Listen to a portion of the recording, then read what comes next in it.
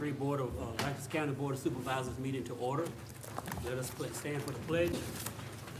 I pledge allegiance to the flag of the United States of America and to the republic for which it stands, one nation, under God, indivisible, with liberty and justice for all. You may be seated.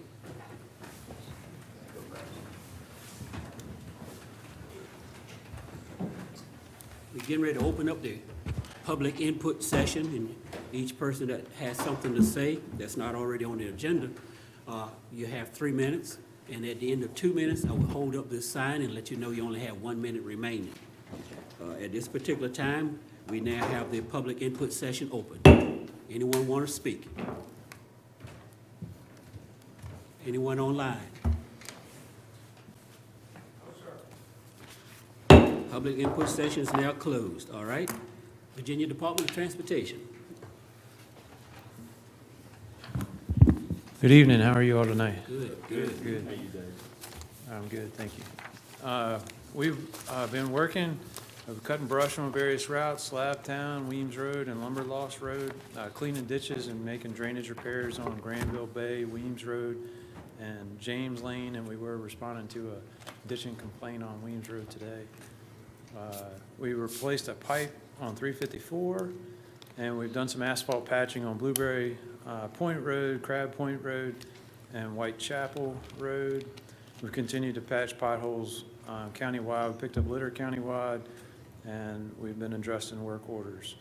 We're getting closer to finishing the work at the Norris Bridge, that vegetation removal. We have some more ditch cleaning and pipe replacements planned. We will start mowing the first week of June countywide. We have a pipe to clean and replace on Laura Road, and we'll continue to address work orders. The Cape Seal and latex schedules are still under construction. The only plant mix route is Johns Neck Road, and that will start later this summer. Surface treatment has not made it to Lancaster yet. That will be later this summer. They're in Northumberland right now. Davis Mill Road is the route that's on your secondary 6-year plan. We'll talk about that more tonight. The next smart scale project that we'll see is the advertisement of the right turn lane in Kilmarnock at 688, and that won't be till fall of 24. There are still a couple scour repair project on our list, and as soon as I have an add date for that, I'll let you know. That's my maintenance report. Do you all have any questions for me? Okay. I got one thing about potholes. There's one pothole has developed a couple weeks ago and it's growing. It's right there at Mary Ball and Harris. It's kind of in the center of Harris Road when you come to that stop sign. Mr. Okay, Geezer? we'll check on that. Mr. Geezer? Yes. David, two things I wanted to ask you. This morning, I was coming from Lively on Route 3, and we were dropping down the hill right in front of Barry Waddy's funeral home, and a car in front of me pulled out to pass, and I had not noticed this before until when they pulled out, and about the time they got out, a car quickly came out from behind the trees that obstruct the view coming down the other side of the road over there. And those trees have really grown a lot lately, and it seems like it could be an issue there with that passing zone, or if you could, the trees are so tall, I doubt it's something you can trim back or whatever, but I just thought if you could look at it, because I saw it could have been an issue today, it could have been an accident, but the driver quickly reacted to it. And I had not noticed that till I saw that today myself. So just wanted to bring it to your attention. Just so I'm clear, it's a hill, Yeah. and you're looking into the trees to see the cars coming? You're coming down the hill, and it's right when you drop down the hill is where the passing lane, if you're coming from Lively, starts. Well, you're coming down the hill to the bottom of the branch up there that crosses the bridge. You're coming down the hill on the other side, and that's a passing zone too, but the trees block that, so it's a limited view, and the cars are quickly on you, so it could be an issue there. Used to not be a problem, but the trees have grown out a lot more than that, looks like, and it I'll could be an check on it, issue. I'll look at it tonight. Okay, thank you. I know what he's talking about there, because once I was exiting a couple of months ago out of Barry White's funeral home, and I decided I wouldn't go out that particular exit. I went down to the other one because the trees are blocking and They you are can't really blocking, see. yeah. Yeah. And I hadn't really paid attention till I saw that today, and I was like, wow, that could have been a problem, so I wanted to bring that up. Blocking the view of the hill because you're at a high point and you're up and the trees are there, and so the cars quickly pop out Yep. and you don't have much time to react. So to back. see across the bottom of the hill, you're You looking can- into the tops of the. Yeah, when you're coming down the top, you're looking right in the trees, so you're limited what you're seeing coming down the hill on the other side is what All right, I'll check what on the issue is.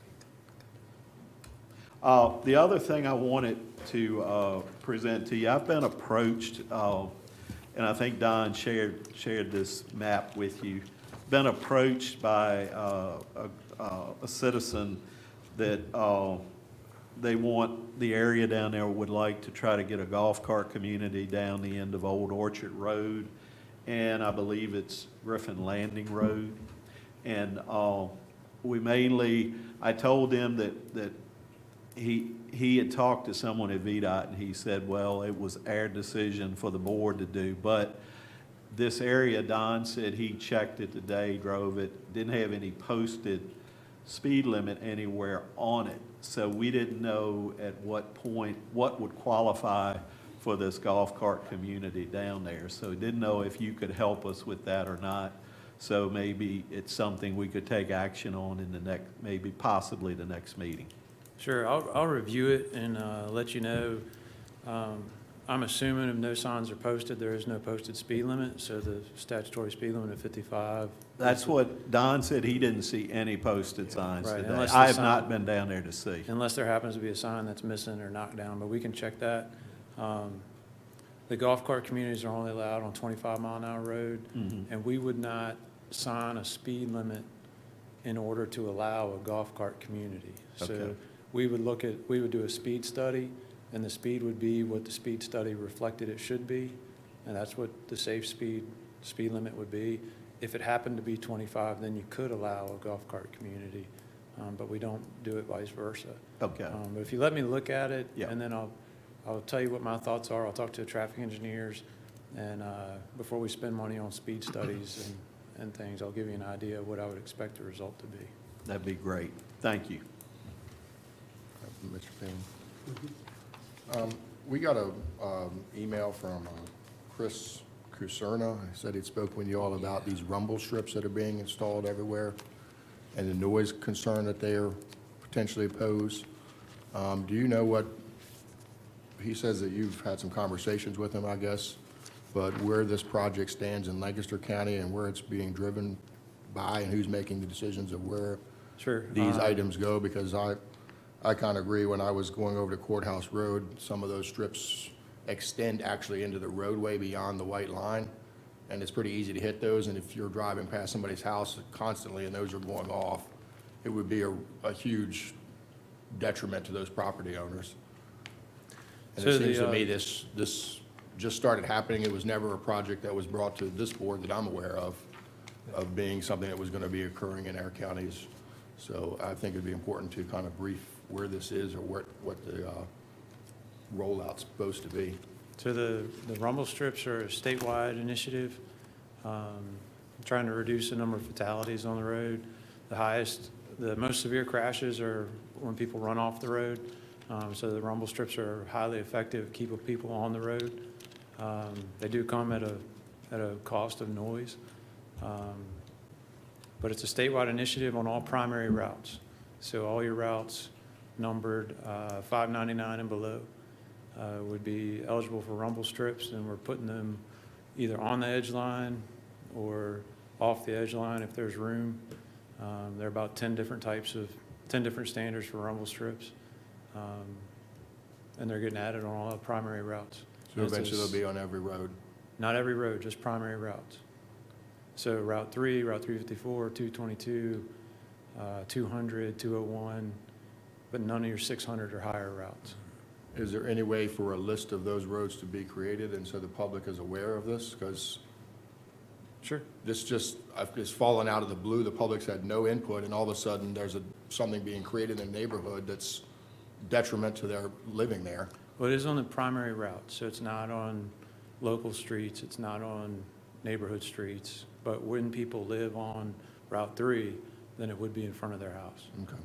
It's also not in curb and gutter sections, so it wouldn't be, in the village sections where you have curb and gutter. Is the standard supposed to be that it should be completely on the outer side of the white line and not extending into the actual roadway, or? Like I said, there are about 10 different standards. It depends on how much pavement is available.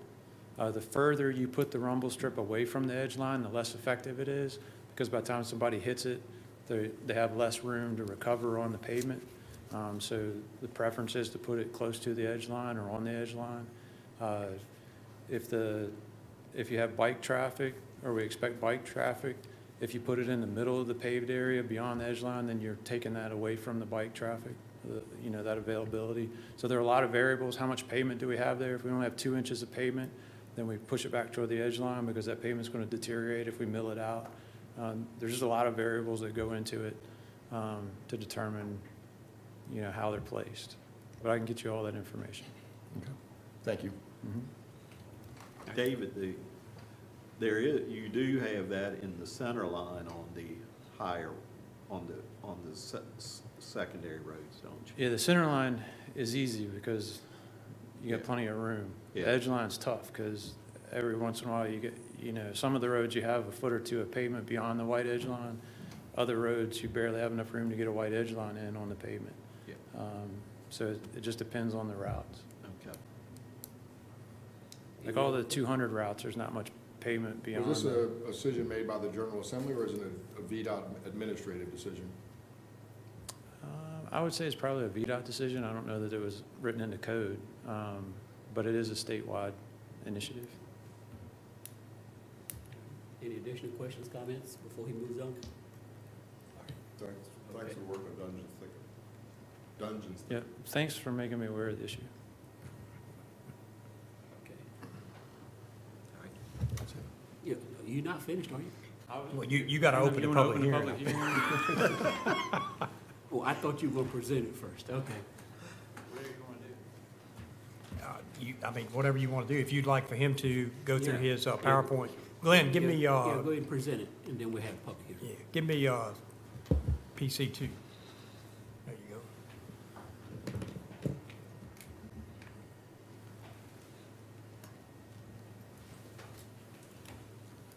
That's not your PowerPoint, but that's the same thing. Yeah, we can work from that. Okay.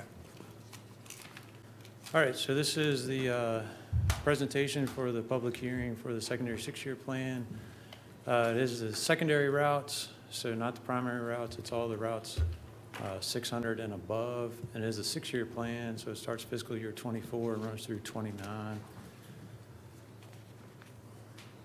That's the cover sheet. Once you adopt the plan, the county administrator and I will both sign off on the cover sheet.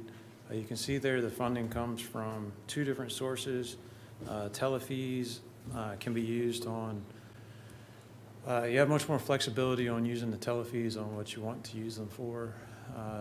The unpaved, the district grant for unpaved roads can only be used on existing state-maintained gravel roads that we hard surface. And you can see there's not a lot of money from year to year on that line. And that's because county doesn't have a lot of gravel roads left.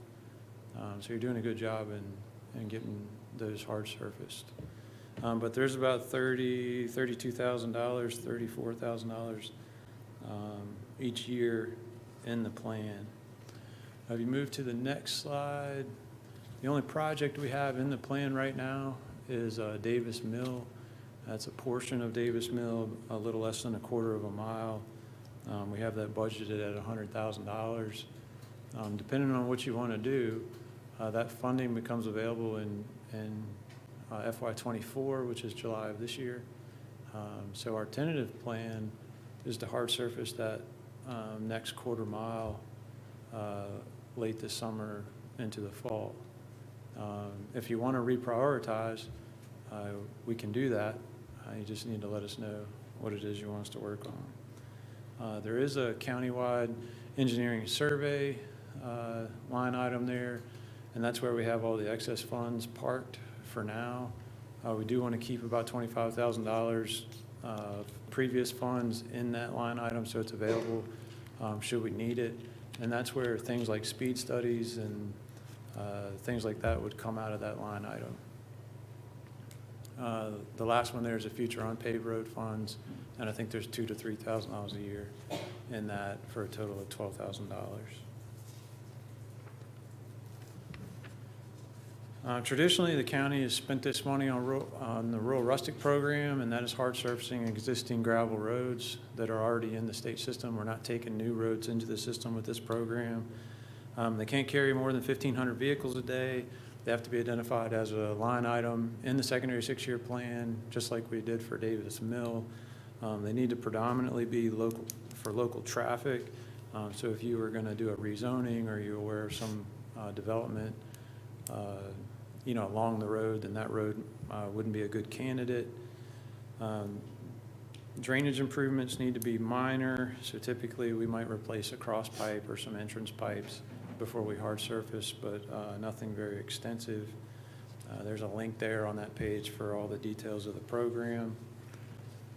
The last slide here is a list of all your remaining gravel roads, and you only have about 5 miles left, which is, I think, of all of our areas, I think Richmond County might have less left than you all do. But some of the counties in the Northern Neck have upwards of 20 miles of gravel roads. So that's why you're only getting a little bit in the unpaved roads funds. But any of those roads are eligible. None of them have more than 50 vehicles a day per our last count. So typically we like you to focus on the higher volume roads, but y'all could do what you wanted with that. That's really it. If y'all have any questions, I know we talked about Taylor's Creek project and Carter's Cove project back in April. Okay, before I open it up for public comment, public hearing, y'all have any questions? No? Okay, thank you. We're now opening up the floor to the public hearing for the 6-year plan. Floor is now open. Any comments? Online? Floor now closed. Gentlemen, what's your favor? What was the comments going to be made about the public access? Yeah, I think David can address that. We've talked about the possibility at last month of using some of that money, perhaps for turning lanes for Taylor's Creek Park. But I think David can explain why that's not a good use of these funds. And then, but possibly widening the Carter's Cove Drive to get to Carter's Cove Park is an appropriate use of those funds, and David will explain that. The Taylor's Creek project looked like there was some residential housing between the entrance and where the park would be. And based on my discussions with the county administrator, it was kind of a low impact kayak type park. It wasn't going to be a higher volume power boats and trailers and that sort of thing. So given the developmental nature, or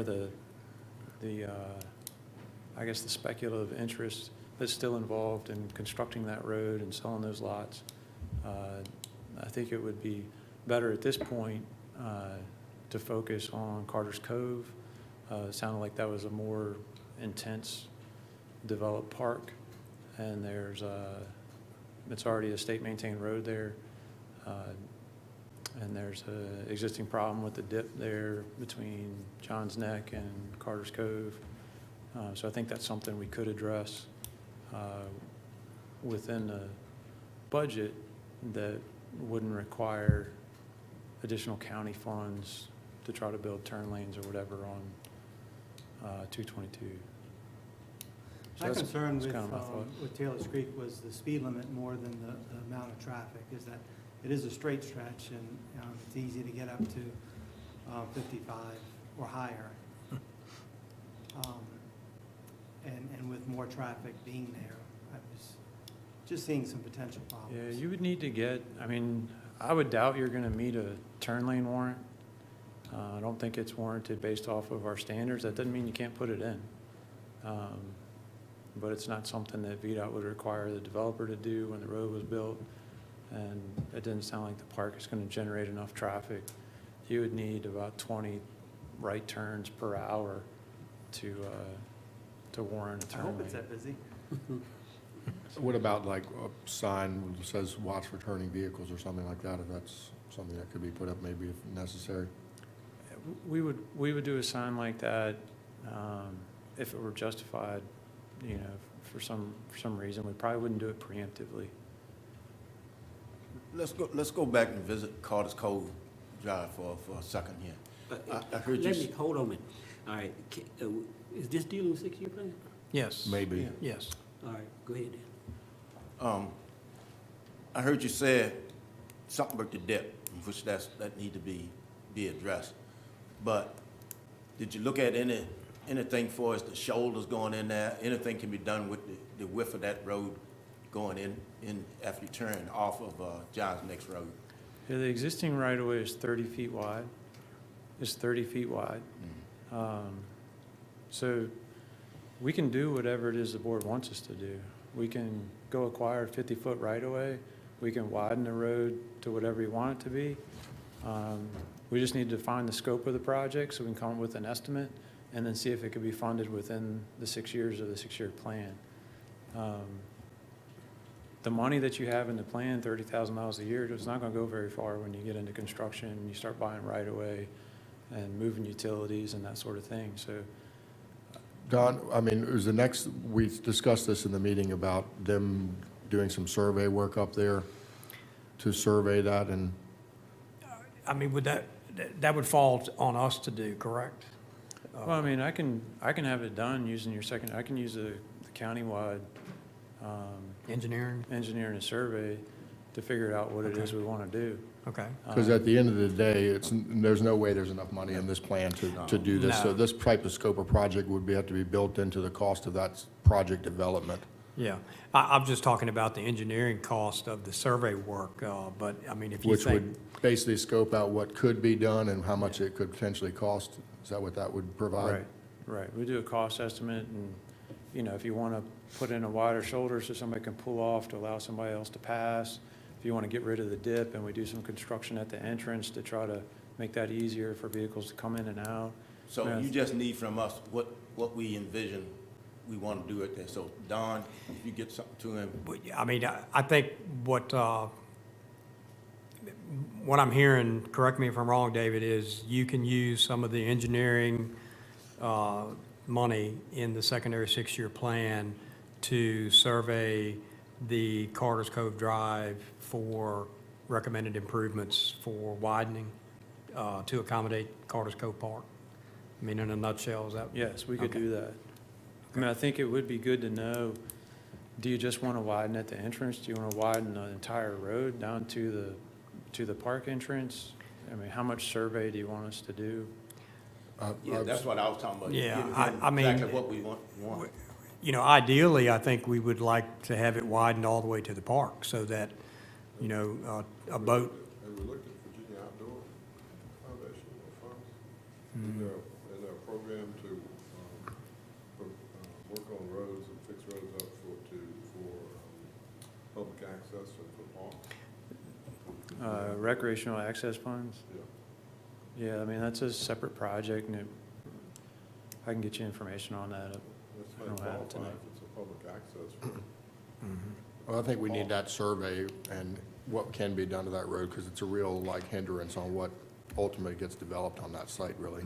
yeah, I think, you know, at least a majority of the board would have to say, we want to widen it all the way to the park, or, you know, just throwing another alternative out, right there at that 90-degree turn, you know, do we try to acquire some extra right-of-way and have a pull-off area there so that, you know, if you're coming out of the park and you look down towards John's Neck, you see another boat and trailer coming, you just pull off right there and let that one go by and then you go. So, I mean, that's a possibility too. That would take less money to, and less right-of-way And David and I were talking about that before the meeting, but, you know, that's two options. I'm not sure, are there any others options, David, other than, I mean, either widening the road all the way to the park or having a pull-off area somewhere along Carter's Cove Drive? Yeah, I think a lot just depends on the survey. Why don't I survey it down to the park entrance?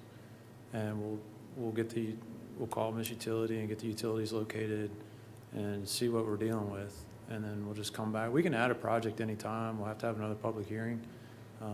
We can add a project then. But I can work on this. We can, if the board's desires for us to push this ahead of Davis Mill, we can just hold off on Davis Mill for this year and just let that sit. and I say, doubt we'll be ready this year for it to be actually done, but I mean, we need to have an idea so we can build it into the cost of this project, because $30,000 in a 6-year plan is just not gonna cut this job. Right, but That could barely do a driveway. you've got $100,000 sitting on Davis Mill that's ready July 1. So you don't want me to spend that if you have another priority that you'd rather us do. You don't want to wait 3 more years to replace those funds, I wouldn't think. I mean, I would just be inclined to let the 6-year plan continue as it is, improving the roads to neighborhoods, and let this be the scope of this project, part of the scope of the project cost. Do we need to add Carter's Cove Drive to the plan since the engineering money is part of the secondary 6-year plan? No, I'll just do that under the countywide. Okay. That's just my feeling. I agree with that, yeah. because I This got- is just I gonna got a be- concern on it. It's gonna be several $100,000 probably of improvements, and Yeah, okay. we don't wanna wait 6 years for that to occur. Well, I mean, the 100,000 that David was talking about is going to get us, what, a quarter mile more on Davis Mill Road, that will be paved. So, Right. that's right. But I think we can all agree that it's not gonna work the way it is now.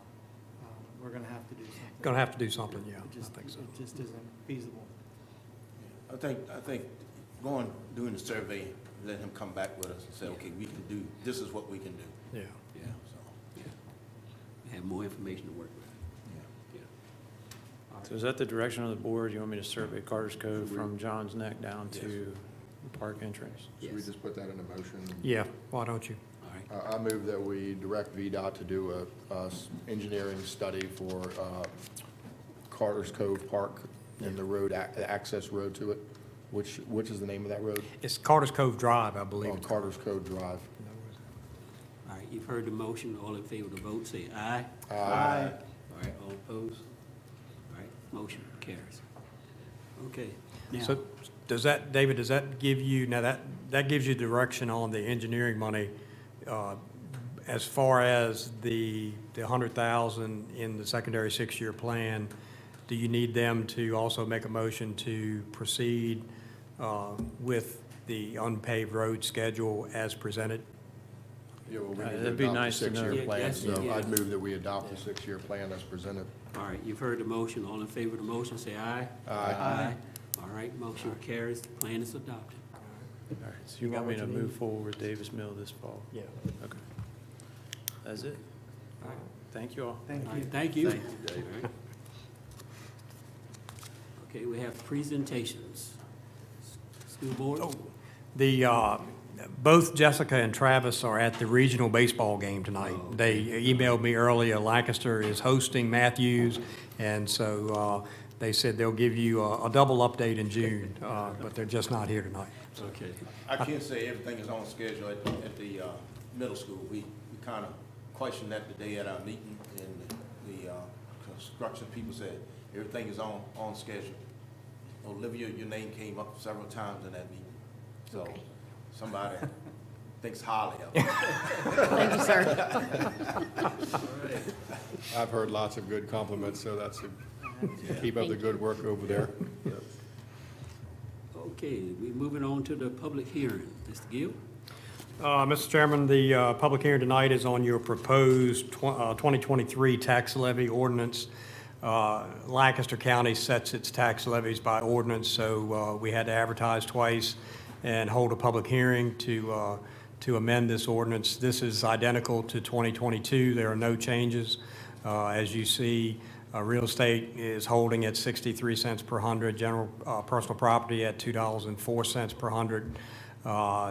Basically, no boat tax in Lancaster County, and you see the other categories there. And also, farm equipment, farm animals, and other farm items are exempt from taxation. You all made that change several years ago.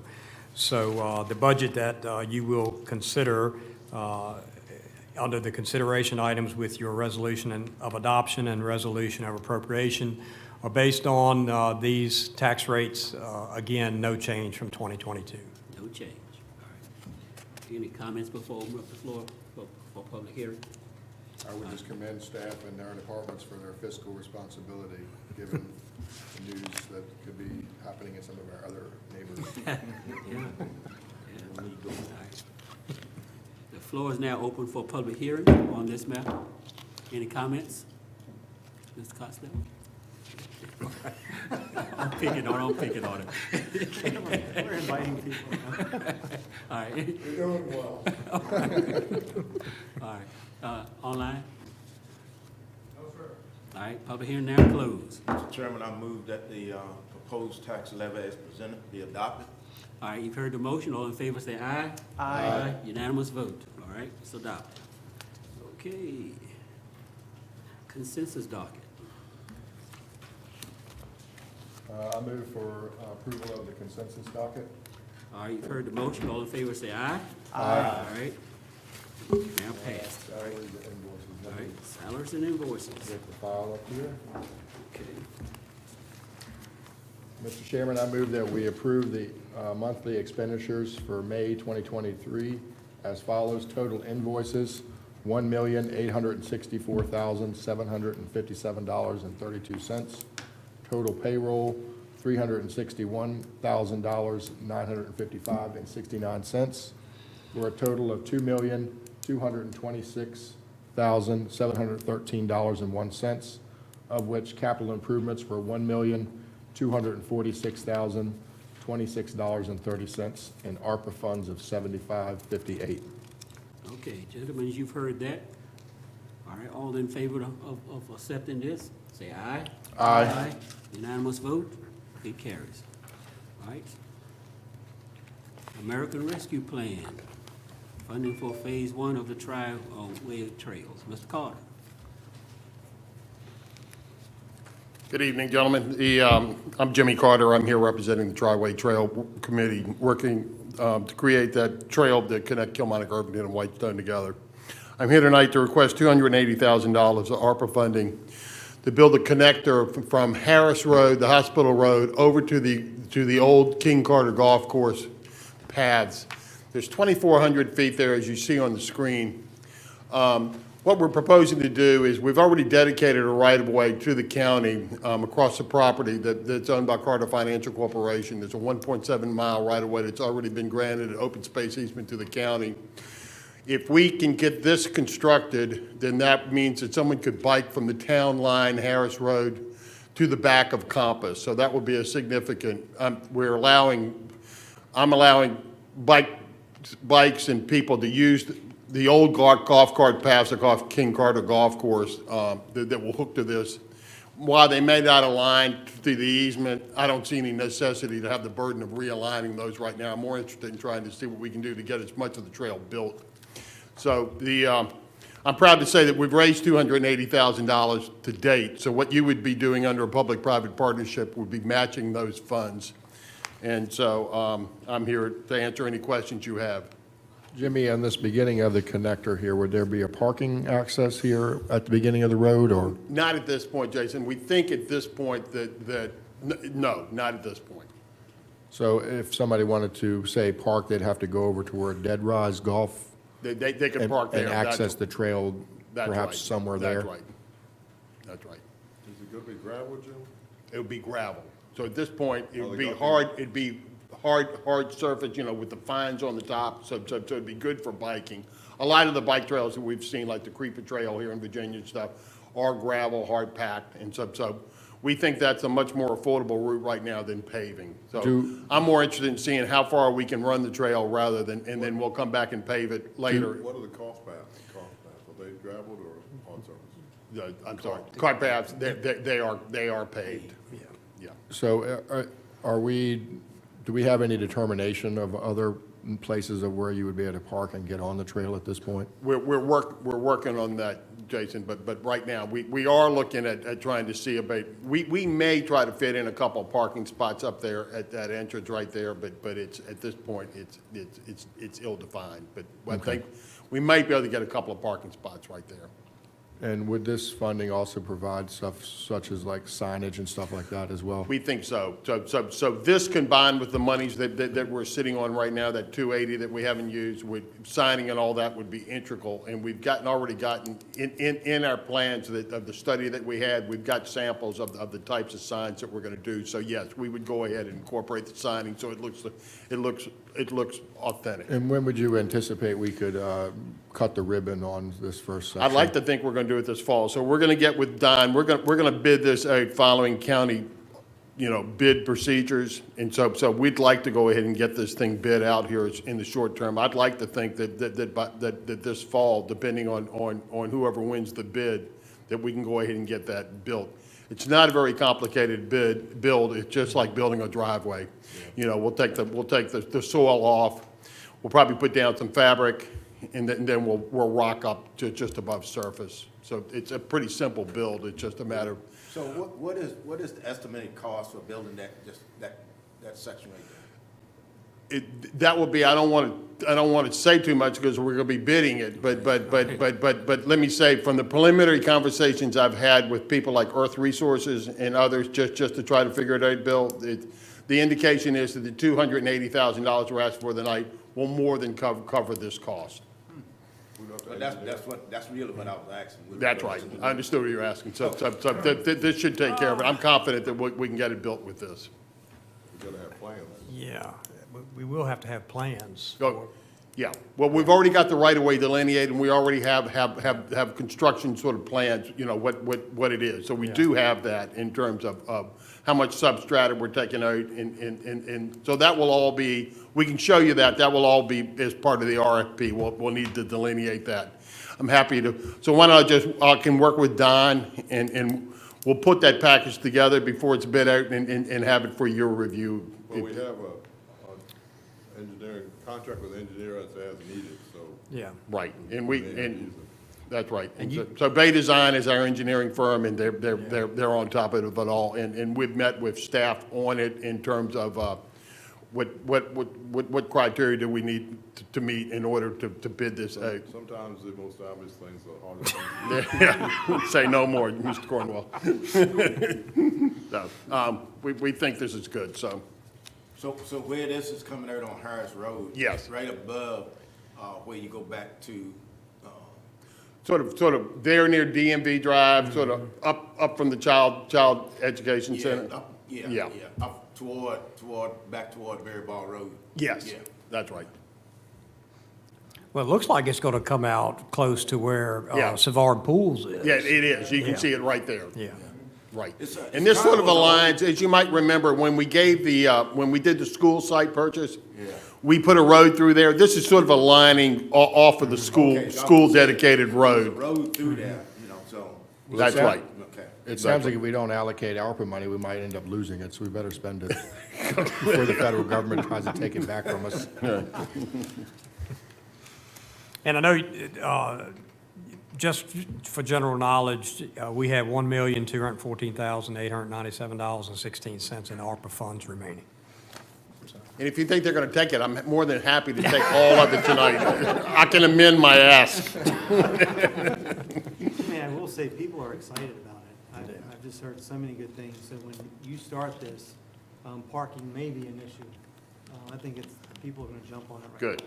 And what we're doing right now, we're in the middle, we're towards the tail end of the engineering now across the Golden Eagle. As soon as we get that alignment done, Tyson's donating that, then we'll do the Westminster Canterbury route. It's fortunate that we've got 3 large property owners that take us about 75% of the way to Irvington without having to get into, to the small track world. does help. So we think we're making good progress. Jimmy, so everything is perfectly clear. This section is it gonna end at one of the golf paths right now? Yes. Okay, So it'll be a continuous, so this is gonna go from Harris Road to the golf path, and then I know you can get on the golf course. that's right. Yeah. That's right, Bill. And I think it's 1.7 miles from Harris Road to Compass, isn't it? That's right. Yes. So it's a pretty good distance. So we're going to get a pretty good slug done, hopefully open this year to show progress. So if I was in Kilmarnock and decided I wanted to watch a movie, I could get on my bike and ride the trail There you and go. watch a movie and then go home. And we will not have the VDOT strips on this path. That's right. And so we'll have substantial pathing done before they start, with the new schools coming there. So it's coming, it's all sort of working to a crescendo here. Okay. Yeah. Wish pleasure. I move that we, how we wanna say this? Move to commit the 280,000 of ARPA money to this project. 80,000 ARPA funds for this Tri-Way Trail project. All right, you've heard. Phase one. Phase one. Phase, Yeah. yeah. Phase one, added to that motion. Yeah, phase one. All right, you've heard the motion, all in favor say aye. Aye. Unanimous vote. Thank you, Okay, gentlemen. approved, all right. Okay. Sandy Point subdivision, Mrs. Hall. Okay, thank you, Mr. Chairman. Section 3.7 of the Lancaster County subdivision ordinance requires that the preliminary and final plats for all subdivisions of 6 lots or more be submitted to the Board of Supervisors for their approval or disapproval. Sandy Point subdivision is in District 5. The subdivision is a 9-lot subdivision originally approved by the Board of Supervisors on March 27th, 2008, but the owners never recorded the subdivision plat. And as a result, and in accordance with Section 6.7, the Lancaster County subdivision ordinance, since the subdivision plat was not recorded within 6 months of approval, the subdivision plat became null and void. The owners now wish to record the subdivision plat and have had a revised plat prepared for approval. Lot configurations and sizes are identical to what was previously approved. The interior private road has been constructed and has been reviewed by Bay Design Group for conformance with the AASHTO policy on geometric design of highways and streets. It should also be noted that if no further subdivision takes place on this property as indicated on the application, 48% of the total acreage would remain in open space. And the staff recommendation is approval. Can I ask a question? Yes. Were you trying to test our eyesight on this? I pretty much read the whole thing. Well, I'm just, the size of the, On this plan. We have the larger versions, but we opted for the smaller version. I would add that representatives from Sandy Point are here tonight. The owners, Mr. Casey and his daughter are here, and their attorney, Mr. Hall, is here. No relation, I assume. No relation. Okay, I reviewed this and I recommend approval. okay. Say that again. I recommend approval. Oh, okay, all in favor, say aye. Somebody's got to make a motion. Yeah, Okay. yeah. Whose district is it? It's It's District District 5. five. Yeah. you know where it's located, Bill? I do, Okay. I do. I'm just curious, what happened? So I was so in told two- that, I was 2000 told the developers didn't want to pay the taxes on the individual lots, so they left it as a whole. Yeah. And then they lost the original plan. Okay. Yeah. But I think there was also a death of one of the original applicants as well. And this was originally approved in '08, and you remember the recession hit in '08. Yeah, Right. that's what I And- was, that Yeah, was so, my first thought. and, the taxes on 9 waterfront lots would have been substantially more than the tax on 1 waterfront parcel, so, during a recession.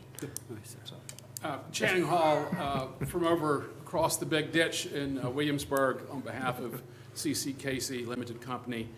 The 3 owners of that entity, the 3 Casey gentlemen, were older. Lee Stevens, whom we all loved and adored, was counsel, and of course, Lee Stevens died sort of in the process of all this, and for a variety of reasons, the plat was just never recorded. The original was lost. We don't know where it is, so it literally could not be recorded, so we needed to come back before you with their hat in hand and with their apologies and begging your indulgence to simply approve what had been approved before. It's exactly the same with a new date and cleaned up to suit the current circumstance. So we would ask that you approve it, and if you have any other questions, we'd certainly be happy to answer them. And Robert Casey is with us today. One of the Casey brothers has died during all of this process, and his children are now members of the LLC, but two of them are still with us, and Robert is with us here today. Well, I'm sorry to hear about the passing. I don't have any other questions. With that, I move that we approve what's already been approved, and that's the plat for the Sandy Point subdivision. All right, you've heard the motion. All in favor, say aye. Aye. Unanimous vote. Thank you, gentlemen, for indulging us Williamsburgers who are asleep at the wheel.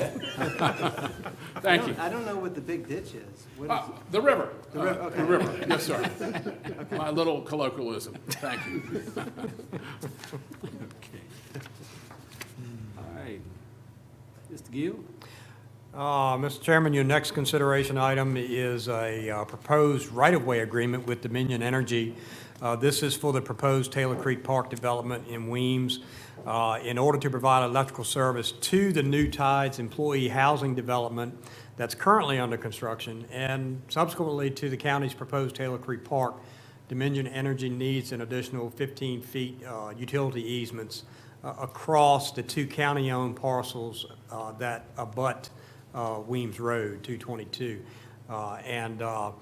So I'm asking tonight that you approve this right-of-way agreement and authorize the county administrator and county attorney to execute these. And that's the. Don, that's will the- these utilities be underground? They will be. Isn't that correct? I believe so. Can we put Yes. that in the motion? I don't, yeah. I think moving Bruce? I can respond to that, since they're pushing this so long. The intent here, just so you guys know, People in virtual land can't hear you unless you get them. yeah, I was at the post-construction meeting when Dominion demanded that utility easement. Right now, I think, Bill, Verizon finally got their wire underground across the whole front of the county properties. And the intent, the power's on across the road, so Dominion's gonna set another pole, bore underneath Weems Road, and then into the parcel. So yes, underground's the intent, but that would be a good idea to put it in the motion. I move that we approve this right away with the caveat that these utilities be placed underground. All right, you've heard the motion. All in favor, say aye. Aye. Okay, opposed? All right, motion passed. All right. Do we need to authorize you? We consider that to be. Yeah, we consider the passing of that motion our authorization. All right. Mr. Gill, next one. Mr. Chairman, consideration item number 5 deals with the proposed Board of Supervisors annual compensation increase beginning January 1st of 2024 in accordance with the Code of Virginia 15.2, 14.2. You are considering increasing the annual compensation for board members to $10,000 a year for regular board members and $12,000 per year for the chairman. As we've talked about during our work sessions, budget work sessions, this annual compensation has not been adjusted since the year 2000. So after 23 years and the mounting responsibilities that board members have, it's no question that this increase is long overdue and well justified. This increase will not take effect until January 1 of 2024, following the next regularly scheduled elections. So we've only got a half of a year hit on the budget for this, which turns out to be $10,700 for the 6 months from January 1 of 24 to June 30th. This annual compensation increase was advertised when I advertised the budget on April 20th. Prior to the public hearing on April 27th, it was explained in that advertisement, and our county attorney suggested that action on this matter be a separate item on the agenda, just to keep everything as clean as possible. I believe there was a front page newspaper article about this too, if I remember correctly. All right, gentlemen, what's your motion? I move for approval.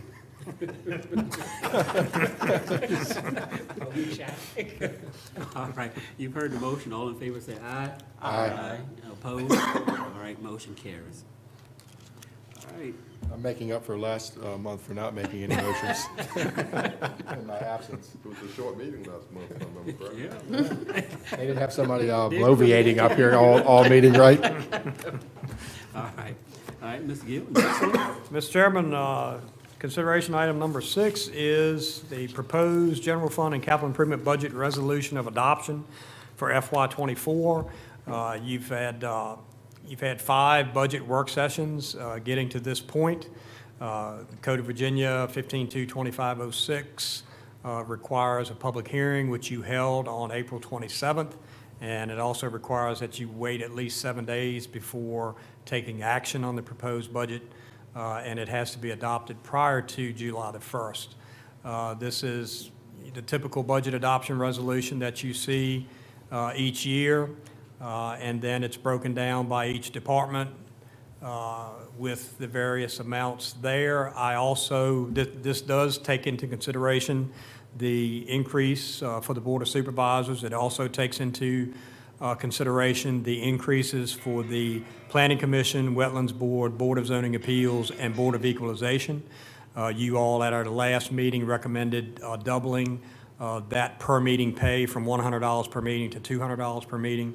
And there was also a slight reduction of $1,200 for the med flight service that Chief Matt Smith spoke about at a previous meeting, which is based out of Chesterfield Emergency Services. And we have used them like 53 times in the past 5 years, I believe it was, 3 or 5 years. But you've never funded them, and you decided this year to fund them, the $1,200.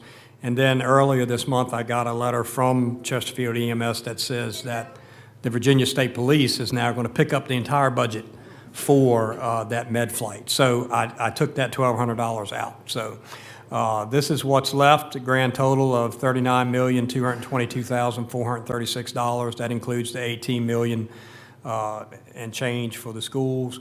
And then your capital improvement budget items is $30,740,281. But you'll recall that $29 million of that has already been funded through the general obligation school bond and the $5 million public access bond note through the EDA and Truist Bank. So I ask that you approve this resolution of adoption. All right, gentlemen, unless you have any questions or comments, look for a motion to adopt the resolution. Don, can we not usually approve and appropriate at the same time? Yeah, well, your appropriation resolution comes These next. come next, yeah. Can't we just do them all in one motion? I thought that's how we normally did it. Maybe, but go ahead and do them separately. Okay. Yeah, yeah, we've always done them separate, so. I make a motion that we adopt the resolution for the proposed fiscal year 24 county general fund and capital improvement budget. Okay, now you've heard the motion. All in favor say aye. Aye. Any opposed? All right, motion carries. All right, next one is the appropriation. I'll keep this real short. Now that you've adopted the budget, you have to appropriate the funds for it. So this resolution does that. All right, okay, looking for a motion for that. So moved on the adoption of the appropriation for FY '24. All right, so you've heard the motion to appropriate the budget. All in favor say aye. Aye. Opposed? All right, motion carries. Okay, any board appointments? No? I do, Mr. Chairman. Okay, As you can see on the appointments, William Tolles from District 1 serves on the Wetlands Board, and his term expires the end of June 30. I would like to move that we appoint him for another term to that same position. okay. You've heard the appointment. All in favor say aye. Aye. Okay. Opposed? No. All right, motion carries. He appointed. I have one other one, Mr. Chairman. Okay. To the Lancaster County Planning Commission, Steve Sorensen serves as the BZA rep to that, and his term is expiring June 30 of this year. I move that we request the circuit court judge to appoint him to another term on the Board of Zoning Appeals. All right, you've heard that request, that motion. All in favor, say aye. Aye. Opposed? All right, motion carries. Okay, any other? Mr. Chairman, Yes. I see that in District 5 that we have a vacancy for the Historic Resources Commission. Is that my responsibility to find someone? The Historic Resources Commission does not have to be district-specific, but we've always listed them by district so that, each board member could appoint someone from their district to the various boards and commissions. So that, you could nominate someone. I will tell you that Karen Hart with the Virginia Historical Society, I met with her earlier this week. She's actually going to help come up with a list of people who would be willing to serve on this. And she's going to give them to me for a future meeting for you all to consider. Because this has been appointing. vacant since. It is. I think the commission has basically been in limbo at this point. It has, None of yeah. us have a member appointed. Right. Yeah, well, they don't have a quorum to meet because it's a 5-member commission and three spots are vacant. Okay. So, So, I think that's a good idea with her coming up with a list. I agree, this is a type of job or appointment that somebody's gonna have a passion toward historical, like, yes. That's right. stuff. Absolutely. Okay. all right, that takes care of the appointments. Board reports? Gentlemen, let me mention this with the primary school. At the end of this school year, it's gonna be shut down. And I was talking to a gentleman yesterday. He came up with I thought it was a pretty good idea. Maybe we might kick it around. Anyway, I think it's worth us considering, and maybe looking at whatever the obstacles may be that might prevent it, and see how we can overcome those if possible. We're thinking about making it a community center, along with, as we talked about before, having the grounds as maybe a little park or something, or a place where kids could go, or whatever, maybe the Y could use, or boys and girls, whatever. All right. Well, I was considering that, and I'm looking at the possibilities, because we know about the grounds and the septic system and so on. That has to be considered. We know about the building, there's certain parts that probably should be closed and not opened again. And I'm not sure about expenses that may be involved with that, but I'd like for us to consider that, think about it, and then let's get together and talk about it. All right? What do y'all think? I agree that we need to have discussions on what the current school facility sites are gonna be in the future, so I'm open to start discussing about future plans of both the current high school location and the primary school location, because And I know Mr. Gill has been working with that, along that lines. Yeah, I mean, my thought was that, I know we've got Guernsey Tingle engaged with these public access sites, but at some point, we could ask them to do feasibility studies for both locations, what they may be used as, or possibilities.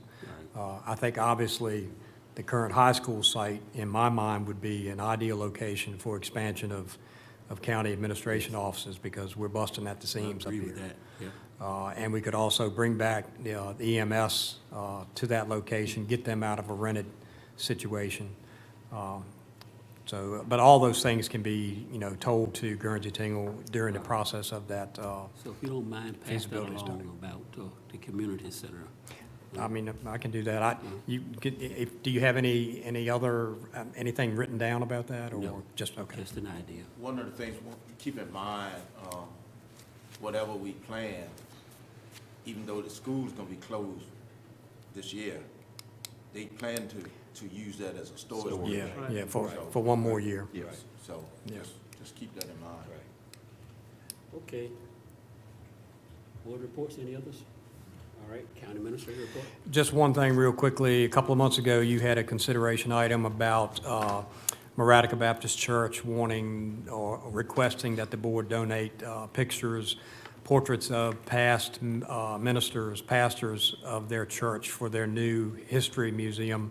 And the Virginia Historical Society suggested perhaps that, pictures could be taken of those portraits instead of actually donating them. I will tell you that Mrs. Pittman, who presented to you all a couple of months ago, got yours truly photography here today, and they had a very elaborate setup in the foyer, and they took pictures of the three portraits that they wanted, so I believe that issue is taken care of. Y'all can thank me. You don't have to do it publicly, but. All righty. We'll have a coronation for you next board meeting. I'm gonna kick you in the boot. Is that it done? That's it, All yes. right, so we have a closed session this, after this meeting, so I move that the Board of Supervisors enter into a closed meeting for acquisition, disposition of real property per section 2.23711A3 of the Code of Virginia as amended, for legal matters per section 2.23711A8 of the Code of Virginia as amended, and for personnel per section 2.23711A1 Code of Virginia as amended. all right. All those in favor, that say aye? Aye. Okay, unanimous vote. We're now in closed session.